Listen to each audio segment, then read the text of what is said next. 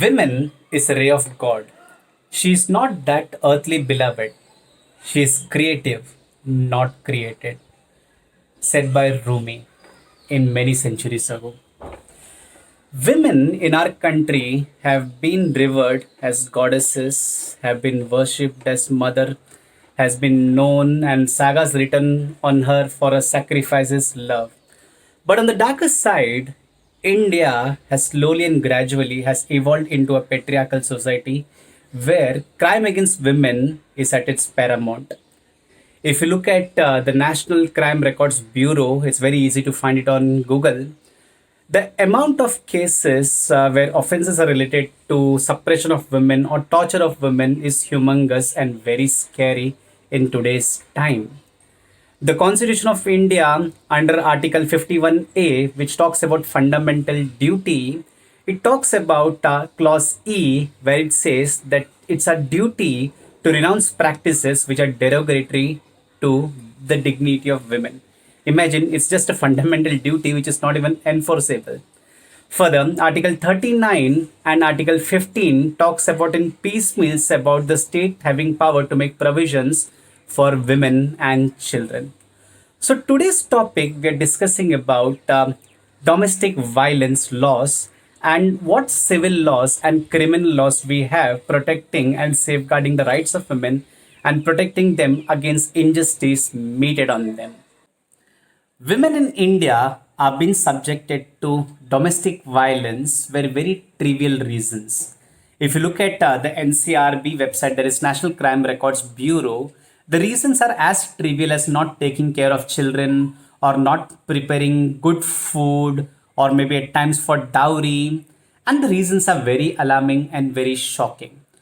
The Protection of Women Against Domestic Violence Act 2005 is a legislature which aims to curb this menace of domestic violence and to preserve the dignity of women. Section 2A of this impugned act defines who is an aggrieved person. An aggrieved person is a woman. Remember, it's for women who is or has been in any sort of domestic relation with the respondent. Domestic relationship means basically having the sharing the same house or being in a relation like siblings or spouse or a child or even live in relationship comes under the purview of the aggrieved person. And this aggrieved person is a person who alleges that she has been subjected to domestic violence by the respondent. Now, further, Section 3 of this Act defines what is basically domestic violence. Domestic violence is an act or a conduct or a commission or an omission of made by the respondent. And following are the list of things which we can include under domestic violence. Domestic violence means any act which basically harasses, harms, injures, or endangers the health, safety, life, limb, or well being, whether it's mental or physical, of the aggrieved person, which includes physical abuse, sexual abuse, verbal or emotional abuse, and economic abuse. And it also includes the act wherein a person harasses, harms, injures, or endangers the aggrieved person to force another person to her or another person for procurement of some dowry or another property or any other valuable security.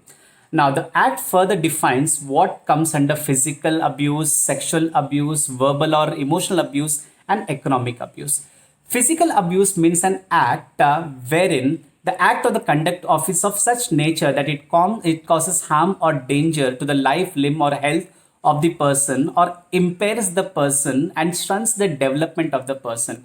It also includes assault, criminal intimidation, and criminal force, which are already punishable under IPC. I'm sorry. Sexual abuse includes any conduct of sexual nature that abuses, humiliates, degrades, or in general violates the dignity of women. Verbal and emotional abuse includes insults, ridicule, humiliation, name calling, and any form of insult, especially when it comes for not the ability of the women to give a child or especially a male child. It also includes repeated threats, to cause physical pain to the person, okay, or to the person who the aggrieved person may be interested in. That is also a form of verbal and emotional abuse. Economic abuse means restricting the use of the resources or the household, which causes pain and trauma to the women. So, in this way, Section 3 of Domestic Violence Act covers each and every purview of domestic violence, which leads to torture and harm of women in a household.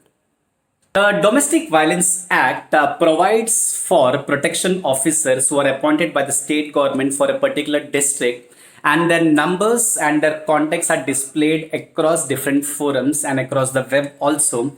And any aggrieved person or any person on behalf of such an aggrieved person can approach this protection officer, and this protection officer will provide a lot of safeguards, including giving the details of what needs to be done, what is the application made, to whom is the application to be made, and to, okay, this act also provides the facility of shelter homes if the women or the aggrieved person is not very comfortable staying at the same place at which the respondent also stays.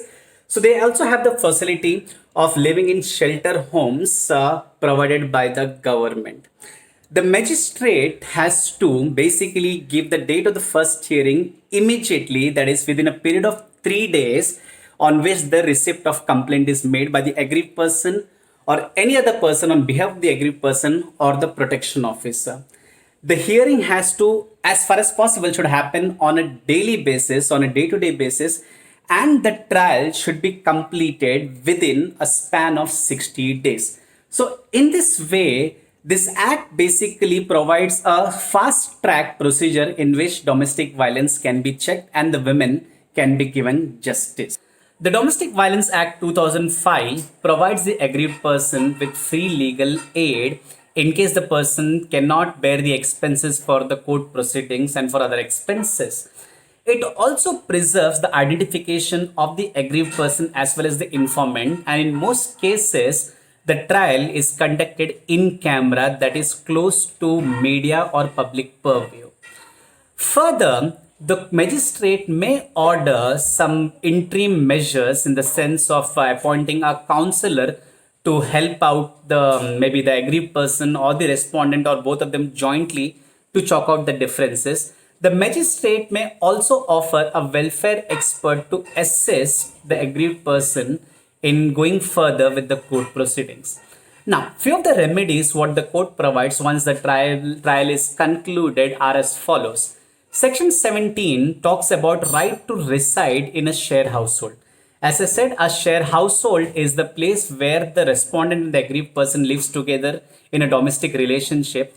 Now, the right to reside in the shared household basically means the aggrieved person has the right to live in the same shared household, and the respondent will be prohibited from evicting or removing her out from any part or from the shared household. That is the first order what the court may give under Section 17. Section 18 talks about the protection orders, which basically is something very, very, very important for us to know.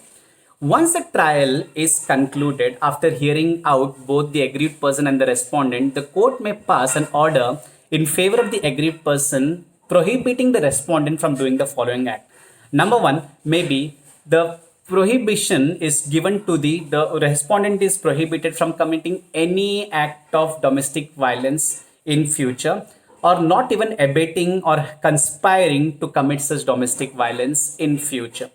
Now, if the person is a woman and the aggrieved person is a woman and she is basically in a place of employment, the order may prohibit the respondent from entering into such a place of employment. And if the aggrieved person is a child, from entering into the school or any other places. The prohibition order may also contain shunning of any form of communication with the aggrieved person, maybe telephonically, electronically, physically, personally. Any sort of communication is barred. An attempt for making such a communication will also be punishable. Further, there is a prohibition which may be levied on the respondent not to basically alienate the assets or use of bank lockers or other provisions which are jointly managed by both the respondent and the aggrieved person.